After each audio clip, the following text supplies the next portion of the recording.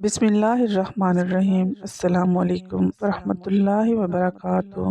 معزز ناظرین، خلیفہ ہارون الرشید کی شادی اپنی چچا زاد زبیدہ سے 165 ہجری بمطابق 782 عیسوی میں ہوئی۔ ملکہ زبیدہ اپنی خوبصورتی اور ذہانت کی وجہ سے پورے بغداد میں مشہور تھیں۔ معزز ناظرین، یہ وہی زبیدہ بنت جعفر ہے جنہوں نے پانی کی قلت کے سبب حجاج کرام اور اہل مکہ کو درپیش مشکلات اور دشواریوں کا اپنی آنکھوں سے مشاہدہ کیا، تو انہوں نے شہر مکہ اور میدان عرفات کو پانی کی فراہمی کے لیے ایک نہر بنوائی، جسے تاریخ میں نہر زبیدہ کے نام سے جانا جاتا ہے۔ خلیفہ ہارون الرشید اور ملکہ زبیدہ کو اللہ پاک نے 787 عیسوی میں ایک بیٹا عطا فرمایا، جس کا نام انہوں نے امین رکھا۔ خراسان کے گورنر علی ابن عیسیٰ نے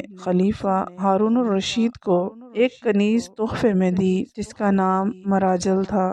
مراجل ہاتھ کے شہر باغیس سے تعلق رکھتی تھی۔ مراجل کے بطن سے اللہ پاک نے خلیفہ کو ایک لڑکا 788 عیسوی میں عطا فرمایا، جس کا نام مامون رکھا گیا۔ مامون کی پیدائش کے چند دن بعد ہی اس کی ماں مراجل انتقال کر گئی۔ خلیفہ ہارون نے مامون اور امین دونوں کو ایک ہی مدرسہ میں تعلیم و تربیت کے لیے بھیج دیا۔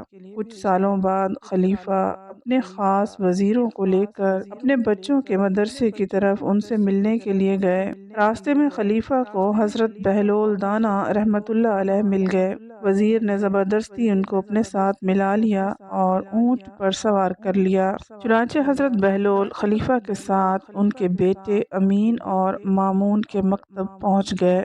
مکتب پہنچ کر خلیفہ نے استاد سے اپنے بچوں کی تعلیم و تربیت اور ذہانت کے بارے میں دریافت کیا، تو بچوں کے استاد محترم کہنے لگے، عالی جاہ آپ کا بیٹا امین عورتوں کی سردار ملکہ زبیدہ جیسی ہوشیار اور عقل مند خاتون کا بیٹا ہے، لیکن وہ کن ذہن ہے، اسے کچھ بھی سمجھ نہیں آتا، جبکہ مامون جو کہ ایک کنیز میں آپ کا بیٹا ہے، وہ بے حد ذہین ہے اور دانش مند اور باوقار ہے۔ خلیفہ کہنے لگا، حیرت ہے، دونوں میرے ہی بیٹے ہیں، لیکن دونوں کی ذہنیت میں اتنا فرق کیسے ہو سکتا ہے؟ تمہیں بغیر ثبوت کے اتنی بڑی بات کیسے کر سکتے ہو؟ خلیفہ نے غصے کا اظہار کیا تو بچوں کے استاد کہنے لگے، جناب عالی، دونوں بچے تفریح کے لیے باہر گئے ہوئے ہیں، میں دونوں کے بیٹھنے کی جگہ ایک کاغذ چھپا دیتا ہوں، جب دونوں آئیں تو آپ خود ملاحظہ فرما لیجئے گا۔ کچھ دیر بعد بچے مکتب میں داخل ہوئے اور اپنے والد کو دیکھ کر بے حد خوش ہوئے، اور اپنے والد محترم سے گلے ملنے کے بعد دونوں بچے اپنی اپنی جگہ پر بیٹھ گئے، جو ان کے استاد نے ان دونوں کے لیے مخصوص کر رکھی تھی،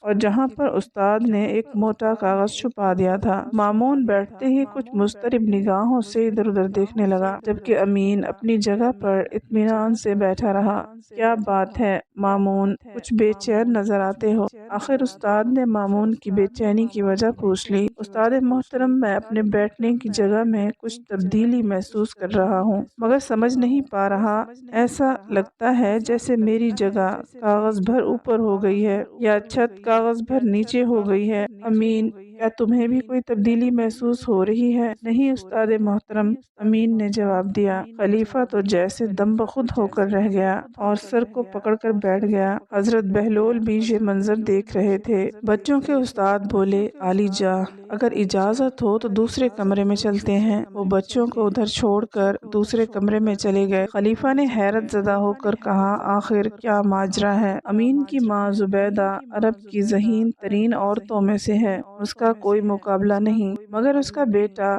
آخر بہلول جو تب سے خاموش کھڑے تھے بول پڑے، عالی جاہ، اگر اجازت دیں تو میں اس کا سبب بیان کروں۔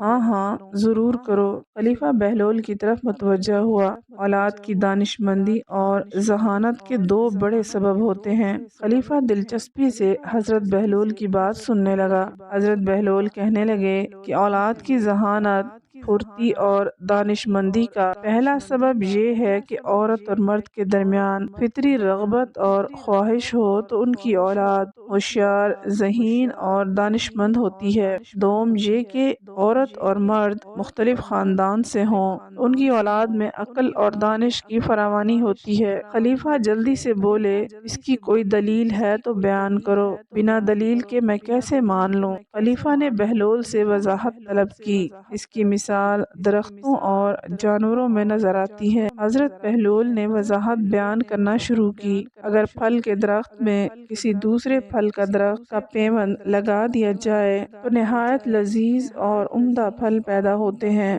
اسی طرح گھوڑے اور گدھے کے ملاپ سے خچر پیدا ہوتا ہے، جس کی ہوشیاری، پھرتی اور طاقت کا جواب نہیں۔ عالیجاں ہم سمجھ سکتے ہیں کہ امین میں جو ذہانت کی کمی محسوس ہوتی ہے، اس کی وجہ اس کی والدہ اور آپ کی رشتہ داری ہے، جبکہ مامون کی ماں دوسرے قبیلے سے تعلق رکھتی تھی۔ خون کے لحاظ سے آپ میں اور اس میں جو فرق ہے، وہی مامون کی ذہانت اور دانش مندی کا سبب ہے۔ خلیفہ نے جب یہ ساری تفصیل ایک ایسے شخص سے سنی جسے سارے لوگ دیوانہ کہتے تھے تو حیران رہ گیا۔